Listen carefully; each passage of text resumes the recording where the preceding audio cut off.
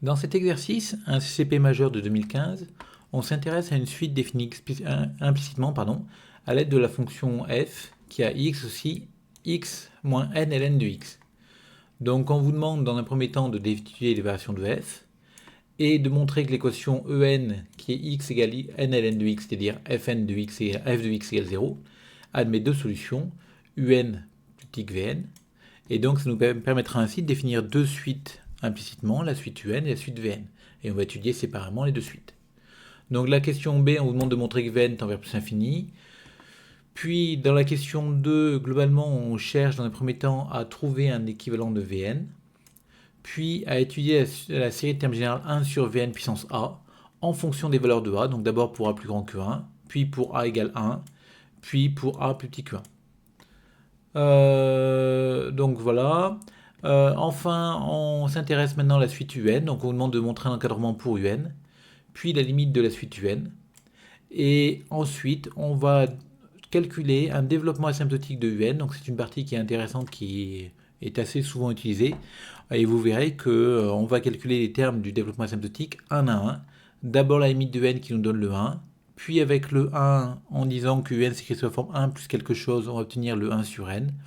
Puis en écrivant que un égale 1 plus 1 sur n fois un θ n, on va obtenir le 3 sur 2n2, etc., etc. Donc on va avancer pas par pas pour trouver ce développement asymptotique. Donc première question, étudier variation de f, donc pas de problème particulier, on dérive, on obtient que ça dépend du signe de x moins n sur n, la dérivée. Et on fait le tableau de signe du quotient, donc comme x est positif vu qu'on est sur R plus étoile, on obtient ce tableau de variation là, sans problème particulier. Donc ensuite, on se rend compte que du coup, f est continue strictement décroissante sur 0n, donc elle a une bijection de 0n sur n fois 1 moins ln de n plus infini. Et on se rend compte que n fois 1 moins ln de n va être négatif parce que n est plus grand que 3. Donc 0 appartient à l'intervalle image. Donc l'équation en, qui revient à l'équation fn de x égale 0, a une unique solution sur 0n. Donc c'est le théorème d'objection. Après, sur n plus infini, on refait la même chose avec n fois 1 moins ln de n qui est toujours négatif, donc 0 qui appartient à l'intervalle image. Et il y a une autre solution, notée vn. Et donc on a bien prouvé comme ça qu'on avait exactement deux solutions. Remarquez bien que pour être sûr de ne pas avoir de doublon avec la valeur n, le n je l'ai inclus dans le premier intervalle, je l'ai exclu dans le deuxième. Ainsi, j'ai bien un recouvrement de R, plus étoile, comme réunion disjointe de deux intervalles. Sur chaque intervalle, j'ai une solution, donc en tout, j'en ai exactement deux. Si j'avais mis le n inclus ici, j'ai dit que j'avais une solution ici sur 0n, une solution sur n fermé plus infini. Le problème étant que je ne peux pas conclure alors que j'ai deux solutions sur R plus étoile, parce qu'il n'est pas exclu que un égale n égale vn. Donc c'est pour ça qu'on a ouvert ici. Si on ne veut pas ouvrir, on peut vérifier à la fin que f de n ne fait pas 0, ce qui va du coup m'exclure la valeur n, et donc j'aurai un différent de n, vn différent de n, et j'obtiendrai bien encore une fois deux solutions distinctes. Bon, montrer que Vn tend vers plus infini. Donc nous, on a obtenu que Vn, c'est un élément de l'intervalle n plus infini. Donc Vn est plus grand que n. Et comme n tend vers plus infini, par entraînement, Vn tend lui aussi vers plus infini. Ensuite, montrer que ln de n est égal à cette quantité-là, pour n plus grand que 3. Donc on sait que f de Vn égale 0, c'est-à-dire que Vn égale n ln de Vn. Et quand on regarde ce qu'on a ici, on voit qu'on a envie d'appliquer un logarithme pour faire apparaître ln de ln de Vn. Alors attention quand même, avant d'appliquer le logarithme, à vérifier qu'on a bien le droit. Donc on a cette équation-là. Pour appliquer le logarithme, il faut que les quantités soient positives. Donc, il y a différentes manières de faire les choses parce qu'on sait que Vn est plus grand que n, donc Vn est positif. N est positif, donc automatiquement ln de Vn sera positif. On peut aussi le prouver à la main en voyant que Vn est plus grand que n, qui est plus grand que 3, donc qui est plus grand que e. Du coup, ln de Vn est positif et j'ai le droit de passer le logarithme. Vous voyez, il y a différentes manières, mais quoi qu'il en soit, on vérifie avant de passer le logarithme que tout le monde est bien positif. Et on obtient que ln de Vn est égal à ln de n ln de Vn. Et ce ln de n ln de Vn, ça fait ln de n, plus ln de Vn. Et on a le droit encore une fois de couper parce que ces deux quantités-là sont positives. Du coup, oh, bah, on a presque gagné parce que finalement on a obtenu ça. ln de n égale ln de Vn moins ln de Vn. Et on aimerait bien que cette quantité, le ln de Vn, soit négligeable devant ln de Vn. Attention quand même à ce que vous avez écrit. Je vous rappelle qu'on n'a pas le droit de composer un équivalent par le logarithme. Et donc on va le faire à l'envers, c'est-à-dire qu'on va partir de ce petit taux-là. Et du coup, comme on a ce petit taux-là, on va l'appliquer à x égale ln de Vn qui tend vers plus infini. Et donc quand on l'applique à x égale ln de Vn, on obtient ln de Vn égale petit taux de ln de Vn. Donc vous voyez que j'ai composé, mais non pas à gauche, mais à droite, ici. Donc tout va bien. Et finalement, quand je regarde cette ligne-là, j'ai obtenu que c'était égal à ln de Vn plus quelque chose de négligeable devant ln de Vn. Et du coup, c'est bien équivalent à ln de Vn. Donc on a bien l'équivalent souhaité. Et maintenant, pardon, quand on regarde ce qu'on avait, on avait Vn moins ln de Vn égale 0, ou Vn encore une fois égale ln de Vn au choix. Et du coup, moins ln de Vn, je viens de démontrer qu'il était équivalent à ln de Vn. Donc j'obtiens que Vn est équivalent à n ln de Vn. Donc ensuite, on vous demande d'étudier la série de termes générales 1 sur Vn puissance a. Donc quand on regarde 1 sur Vn puissance a, ça va être équivalent à 1 sur n puissance a ln puissance a de n. Donc on a cet équivalent qui apparaît tout de suite. Donc on s'intéresse à la série de termes générales 1 sur n puissance a ln de a puissance n. Et on voit que ln de a puissance n tend vers l'infini. Donc finalement, ce quotient-là, je peux l'écrire sous la forme 1 sur n puissance a fois 1 sur ln de n puissance a. Et ce 1 sur ln de n puissance a va tendre vers 0. Et donc j'obtiens comme ça que ce quotient-là, c'est un petit taux de 1 sur n puissance a. Donc finalement, 1 sur Vn puissance a, c'est équivalent à cette quantité, donc c'est un petit taux de 1 sur n puissance a. Et comme la série des 1 sur n puissance a converge absolument, bon c'est du Riemann, par comparaison, ma série des 1 sur Vn puissance a converge aussi absolument, donc elle converge. Et vous remarquerez que je passe par de l'absolue convergence ici, ce qui m'évite de parler du signe, mais on aurait pu aussi parler de convergence, parce que là tout le monde est bien à terme positif, et dans celle-là on aurait utilisé le terme de comparaison des séries à terme positif. Ensuite on vous demande la nature de la série 1 sur n ln de n, donc il y a plusieurs manières de faire les choses ici, vous pouvez faire une comparaison série intégrale à la main, mais comme ce qui m'intéresse ici, c'est uniquement la convergence, je vais utiliser le théorème de comparaison série intégrale, qui me dit que comme ma fonction qui a x associe 1 sur x ln de x est continue, positive et décroissante sur 3 plus infini, donc décroissante pourquoi? Parce qu'au dénominateur, on a un produit de fonctions croissantes et positives, donc une fonction croissante et positive, et finalement on a l'inverse d'une fonction croissante et positive, et donc on a bien une fonction décroissante et positive. Donc en tout cas, ma fonction g est continue, positive, décroissante. Donc mon théorème de comparaison série intégrale me dit que la série des g de n, c'est-à-dire la série qui m'intéresse, est de même nature que l'intégrale de g de t de t. Et quand je regarde l'intégrale de g de t de t, donc je la calcule entre 3 et x, je cherche une primitive de 1 sur t ln de t. Donc je vois ici que la primitive c'est du ln de ln de t. Et quand j'intègre entre 3, enfin quand je calcule entre 3 et x, j'obtiens ln de ln de x qui tend vers l'infini, moins ln de ln de 3 qui est une constante, donc ça tend vers plus l'infini. Comme l'intégrale de 3x tend vers plus l'infini, j'obtiens que l'intégrale de 3 plus l'infini diverge. Et comme la série et l'intégrale ont la même nature, la série diverge aussi.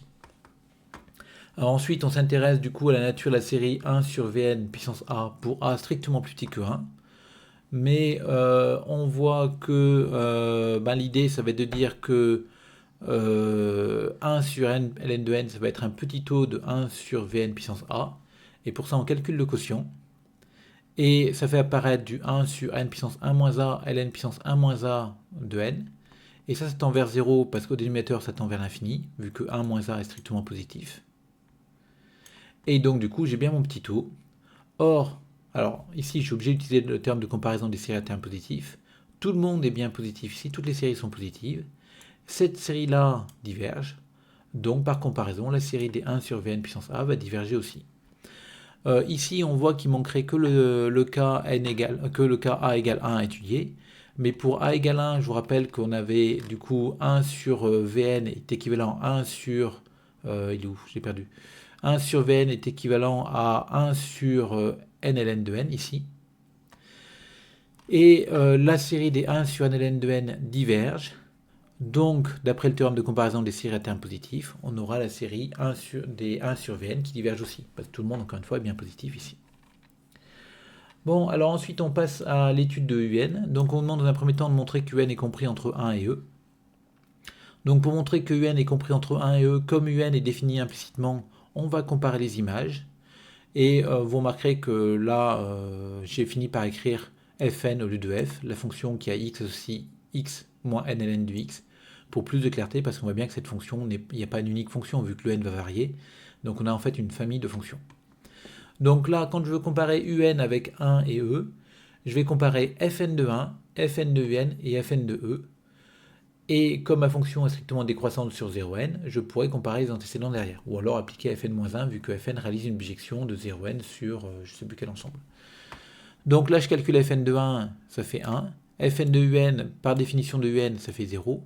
Fn de e, je calcule, ça fait 1 moins n qui est négatif. Donc on a cet encadrement-là de fn de un. En plus, j'ai 1, un et e qui sont dans l'intervalle 0n. Et ma fonction un qui est strictement décroissante sur 0n. Donc je vais avoir l'encadrement inverse sur les antécédents, c'est-à-dire que 1 sera plus petit que n, plus petit que e. Alors si on veut, on peut encore une fois appliquer la fonction fn-1, parce qu'on avait démontré que fn était bijective de 0n sur fn de n plus infini. Donc du coup, ma suite ici, un est bornée. Et on avait aussi fn de un égale 0, ce qui me dit que un moins ln de un égale 0. Donc finalement, si j'isole mon ln de un vaudra un sur n. Mais quand on regarde au numérateur, c'est borné. Au dénominateur, ça tend vers plus infini. Donc le quotient tend vers 0. Et j'obtiens donc que ln de n tend vers 0. Et je vais appliquer la fonction exponentielle, qui est continue sur r, donc en particulier en 0. Et du coup, l'exponentielle de ln de n va tendre vers exponentielle de 0, c'est-à-dire 1. Et exponentielle de ln de un, c'est égal à un. Donc on obtient comme ça que un tend vers 1. Donc après, c'est une question qui est très intéressante au niveau de la technique. Donc là, on veut obtenir un développement asymptotique de un. Donc il est donné, il vous donne une idée de ce que vous allez vouloir obtenir. Donc l'idée dans un premier temps, c'est qu'on a démontré que un tendait vers 1. Et donc on va poser en fait un égale 1 plus epsilon n, ou encore epsilon n égale un moins 1. Donc on va regarder l'écart. Et l'idée, c'est qu'on va chercher un équivalent de epsilon n, ce qui nous donnera le terme suivant du développement limité de un. Donc pour ça, on sait bien sûr qu'epsilon ln tend vers 0 vu que un tend vers 1.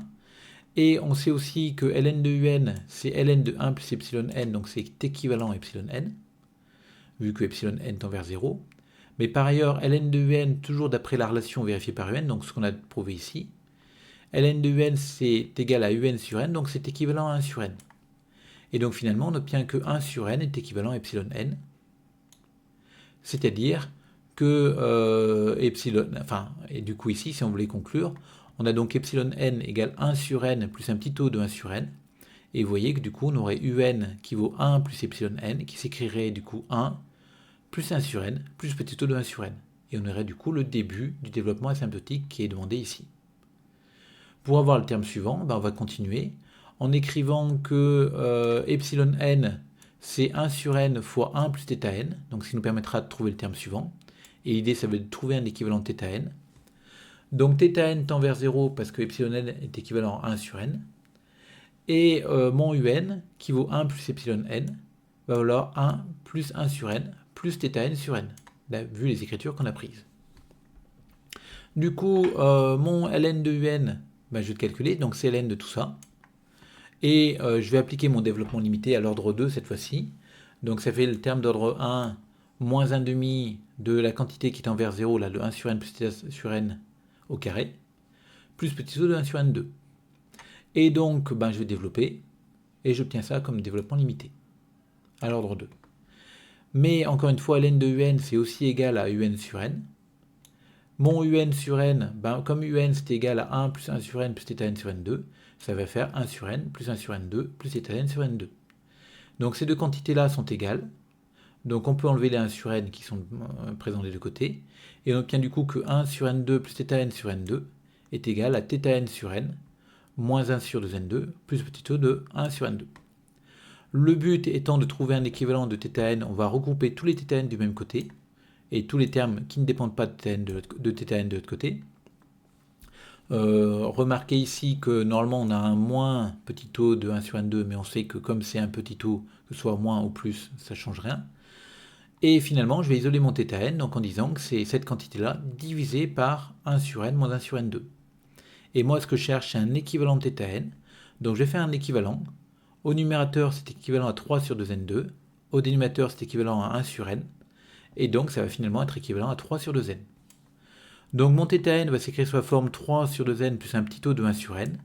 Et quand je réinjecte dans l'écriture de un que j'avais ici, eh ben, j'obtiens que ça fait 1 plus 1 sur n plus 3 sur 2n plus petit taux de 1 sur n, c'est-à-dire 1 plus 1 sur n plus 3 sur 2n2 plus un petit taux de 1 sur n2, et c'est bien l'équivalent souhaité. Entre parenthèses, on aurait pu continuer en écrivant encore une fois que un c'est ça plus un bêta n sur n2. Et ce bêta n sur n2, ben on va faire pareil. On va développer le ln de un d'un côté. On va développer le ln de n avec l'autre formule, avec cette formule-là de l'autre côté. On va identifier le développement limité. Et on va trouver un équivalent de bêta n. Donc on aura un terme comme ça en 1 sur n3, etc., etc. Et on va continuer comme ça. On peut en faire autant qu'on veut. Alors bien sûr, plus on continue, plus le développement limité ici de ln de n va être pénible. Parce qu'ici, pour bêta n, il faudrait le faire à l'ordre 3. Mais c'est faisable, notamment si on s'aide d'un logiciel de calcul numérique.